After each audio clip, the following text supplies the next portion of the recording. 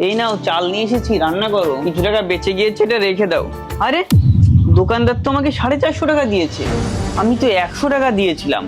মনে হয় 500 টাকা ভেবেছে। বেশি হয়েছে তো কি হয়েছে, আমাকে দাও। না না, কখনো কারোর হক মারা উচিত নয়। আমি দোকানদারকে গিয়ে এখনই টাকাটা দিয়ে আসছি।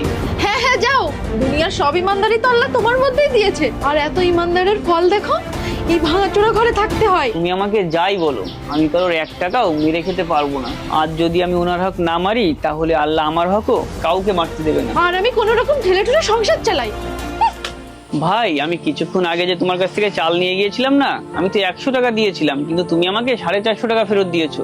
এই নাও তোমার বাকি 400 টাকা। ভাই, চালের দাম 5 টাকা বেড়েছে বলে তুমি খুব দাম দরাদরি করছিলে, এখন আবার 400 টাকা ফেরত দিতে এসেছো? ভাই, দাম দর করা এটা তো আমার হক, কিন্তু যদি কারোর টাকা আমার কাছে থাকে আর আমি যদি সেটা ফেরত না দিই, তাহলে সেটা অনেক বড় গুনাহ।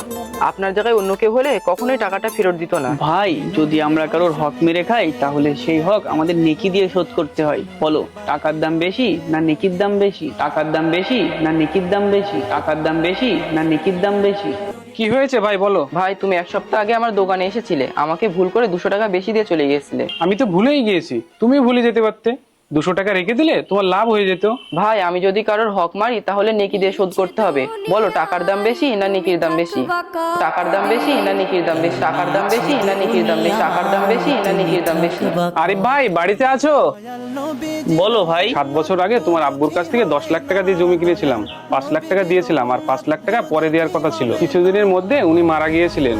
কিন্তু আমি তো এইসব টাকার ব্যাপারে কিছুই জানতাম না। কেউ জানতো না, এই জন্য আমি ভেবেছিলাম টাকাটা আর দেবো না। কিন্তু আজ আমি আল্লাহর ভয় তোমার হক তোমাকে ফিরিয়ে দিতে এসেছি। এই নাও ভাই, যদি কারোর হক মেরে খায়, সেটা নেকি দিয়ে শোধ করতে হবে। বলো, টাকার দাম বেশি না নেকির দাম বেশি? দেখলে তো তুমি, এটাই হলো ইমানদারির ফল। আমি যদি কারোর হক না মারি, তাহলে আল্লাহ আমার হকও কাউকে মারতে দেবে না।